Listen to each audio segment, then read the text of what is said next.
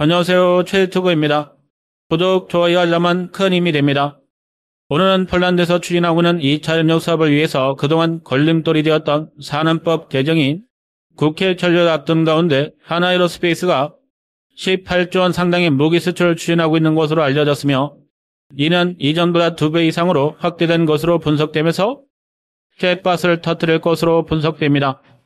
K9 자주포와 천무다연장, 탄도미사일 등을 폴란드에 수출하는 데 성공한 하나에어스페이스는 폴란드 정부와 잔여 수출 물량을 변이 중이며 130억 달러, 우리 돈으로 18조 원 이상이 넘어갈 것으로 분석되고 있어 이전보다 2배 이상 추가 매출이 확대될 것으로 예상됩니다. 이렇게 추가 사업 금액이 2배 이상 증가한 배경에는 2차 사업이 현지 양산으로 진행이 되며 도입 물량이 더 늘어난다는 것으로 분석되고 있습니다. 그동안은 10조 원 규모의 자주포 사업이 예상되었지만 18조 원까지 사업 금액이 갑자기 늘어나는 것이 이러한 주장을 뒷받침하고 있습니다. 실제 폴란드군은 한국에서 재빠르게 공급한 66문의 자주포를 전투 배치해 활발하게 운영 중이며, 이 과정에서 루마니아와 불가리아 등 주변 국가들도 관계자들을 폴란드에 파견해 성능을 확인하고 있는 것으로 알려지면서 높은 평가를 받고 있습니다. 특히나 올해 초 개최된 뉴적 클럽에서 루마니아가 도입하지 않았는데 회원국으로 가입하면서 조만간 1조 원 규모의 자주포 도입을 결정한 것으로 분석되면서 K9 자주포가 러시아의 군사력 확장을 막을 수 있는 중요한 전력으로 부상하고 있습니다.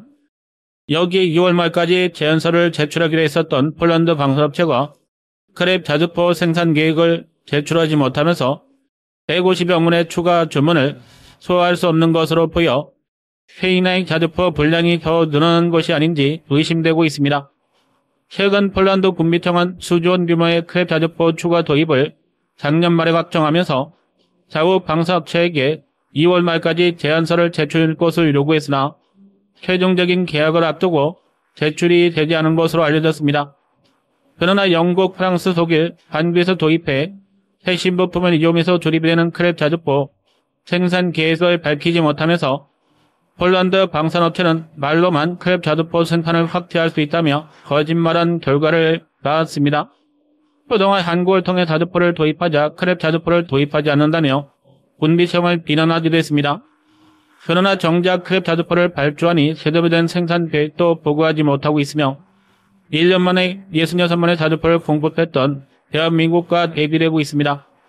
이러한 상황에서 K9 자주포를 공급하고 있는 한화에서 계약 규모가 2배 이상 확대된 것으로 파악되면서 다른 무기를 추가로 도입하거나 천무 로켓탄 추가 생산 혹은 K2 SSM 탄도미사일 생산 확대 등 다양한 추측이 나오고 있습니다. 어찌되었던 산업법 개정이 임박한 상태에서 30조 원 규모의 차관 대출이 본격화될 것으로 보여 한화에어스페이스가 폴란드에 수출하는 물량이 빠르게 확대되고 있다는 분석입니다. 영상 시청 감사합니다. 안녕하세요. 최유튜브입니다. 구독, 좋아요, 알람은 큰 힘이 됩니다. 오늘은 일본의 싱크탱크 연구소가 한국과 군수협정을 체결해야 한다는 주장을 내놓으면서 우크라이나 전쟁으로 한국의 무기 공급 능력이 부상하고 있는 가운데 유사시에 필요한 무기 체계 확보를 구상하고 있습니다.